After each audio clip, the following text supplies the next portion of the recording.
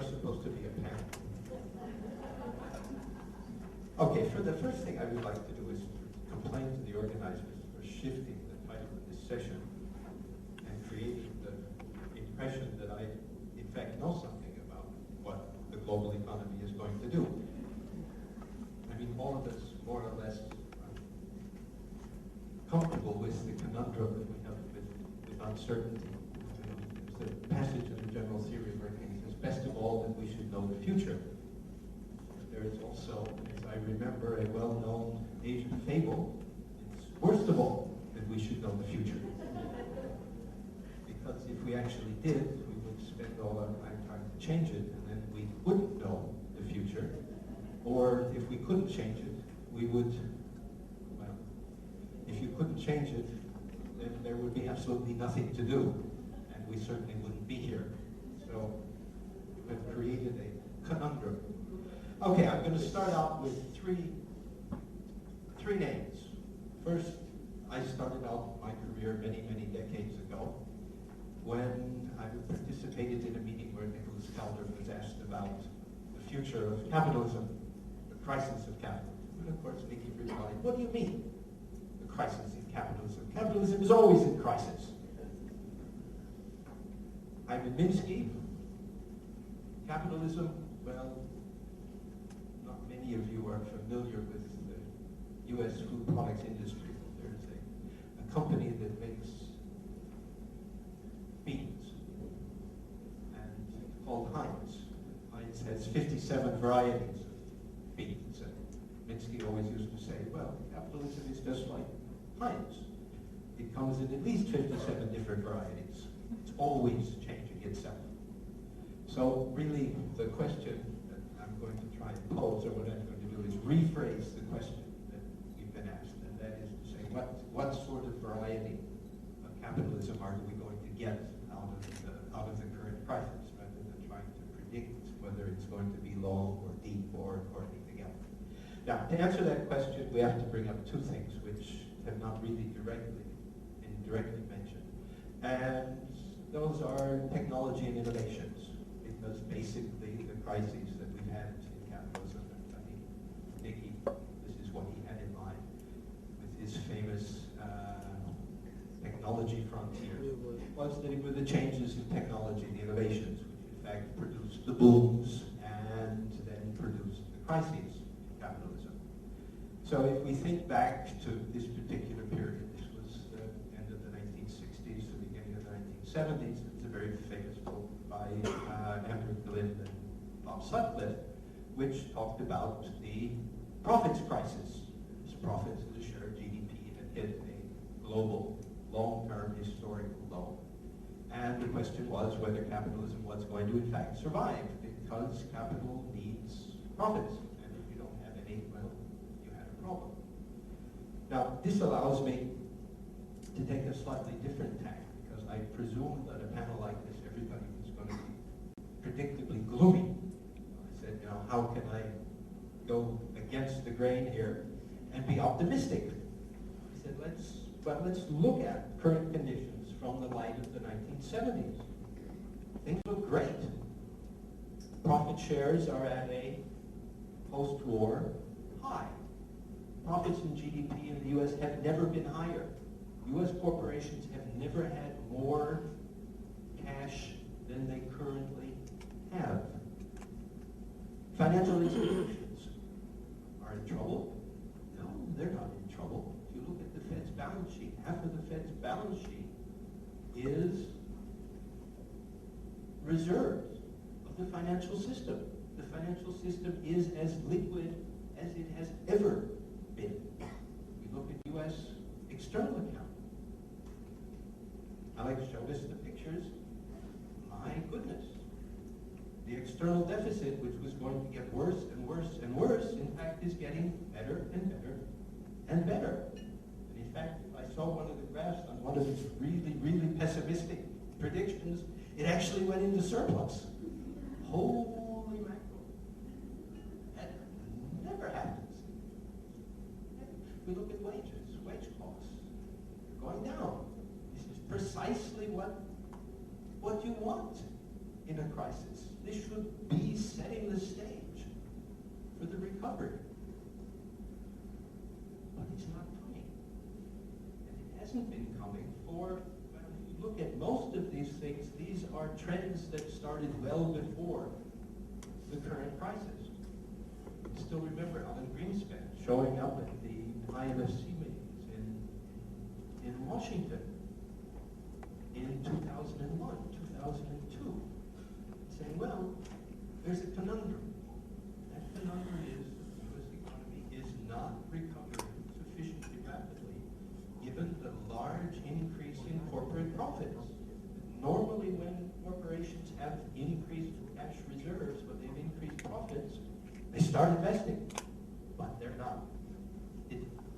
So basically, there are two questions that we have to answer. If everything is, now if things are so good, why isn't recovery coming? And clearly it's not. And secondly, what is the impact of innovation, or what sort of technical innovations are in fact changing this conclusion? Now, one of the explanations is that if you look at this big change in income distribution, which Fulton about, the biggest change in the composition of income of the top 1% is in fact in stock market gains. Those stock market gains represent what? Well, they represent what Bill Lazani calls the new economic model. The new economic is part of an innovation that occurred in the way we do finance. Started with the merger and acquisitions boom in the 1980s. In which what you do is you extract value from the corporation. You don't produce value, you don't produce goods, you don't produce income. You extract value. You buy the firm and you extract the value which is there, which means firing a whole lot of people and getting your hands on liquidity, and then you refloat the company on the stock market and you take the stock market gains. So that basically what the system has been doing is living on, Irving Fisher would say, living on capital gains. As Fisher told us, capital gains are not income. No, that top 1% is primarily living on capital gains, it's not living on income. And this is one of the reasons why the bottom 99% are so poorly off, because there is no more income being generated. That's where it has to come from. So this is the first part of the problem with this. The question is, are we going to get away from that particular mode of operation in the real sector? You look at what firms now do with their money. I mentioned they had a whole lot of money. What do? They buy back their stock. Okay? And this produces what? Well, this produces another stock market boom. And this makes the CEOs very happy. They can say that they're doing a great job for their shareholders. It increases their income. And it makes the income distribution stay the way it is, as bad as it is, but it doesn't produce any possibility for recovery. Basically what we're doing, if you think of it in terms of neoclassical theory versus Keynesian theory, neoclassical theory is one about efficiency. Okay, the market is producing efficiency. It's producing all of those little values by buying and selling. But buying and selling, as Marx once told us, you can't generate profits by buying and selling, because somebody is always a buyer and somebody is always a seller. Eventually the system has to break down. So how do we get away from that sort of system? Where does the innovation come from? Now, this is the other problem with the new economic model. Okay, if you're using your profits in order to buy back your stock, then you're not using a lot of your money in order to finance R&D or to create innovation. Many people often ask me, they say, well, why in the world are people in the U.S. so stupid? Well, it may be a generic characteristic. We have this problem in the U.S. We're full of all sorts of people from all sorts of places, and a lot of these people were people who got kicked out because they weren't really nice people. Georgia used to be a penal colony, sort of like Australia, is what you say, the crooks and the gangsters. Florida now is famous for that characteristic. Now, to be serious, if you look at the first Great Depression, okay, Roosevelt administration, what happened? Basically, the U.S. got out of the recession because the business firms realized that they needed the policy to get the economy growing. And there's a very nice quote by Tom Ferguson that looks at the industrial structure of the U.S. Basically, it was very capital intensive. This was the creation of capital intensive U.S. industry.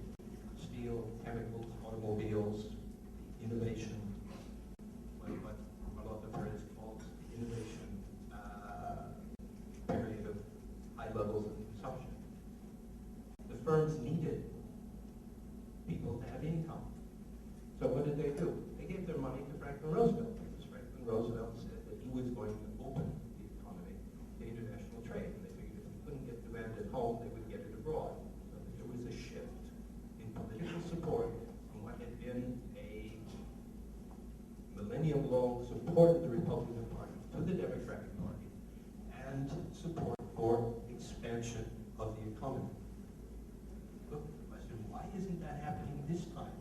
Why are the business leaders so stupid that they continue to finance the politicians that say, let's do Alex's worst scenario, the austerity scenario? Well, one of the explanations is, why should they worry? Okay, they have more profits than they have ever had. They are managing to produce a readjustment in terms of U.S. labor costs. And if you look at the comment, I think that Robert, the other 99% in the U.S. really don't count anymore, because the stuff which is produced outside of the U.S. The labor costs in the U.S., the labor production on the labor force is outside. So that firms make what profits they have in production outside of the U.S. They really don't care what the U.S. unemployment rate is. They don't care. And this has produced a situation in which there has been virtually no political reaction against the policies which will produce what I would argue is a prolongation of what Lazanic calls this new economic model. We're going to attempt to continue to live on capital gains. Now, we come back to Minsky. We know that living forever on capital gains means what? Well, this is the equivalent of a Ponzi scheme. So basically what the policies that we've had, and I think this is from its, what did you call your quotient? The population priority quotient. Now, this is exemplary. This is basically what the policies have been so far, is to make sure that the model of increasing capital gains continues to work. That's why the expenditures have all gone in that direction, rather than going directly to the support of the households, where presumably the real problems lie and where the recovery will be. So I tried to be optimistic.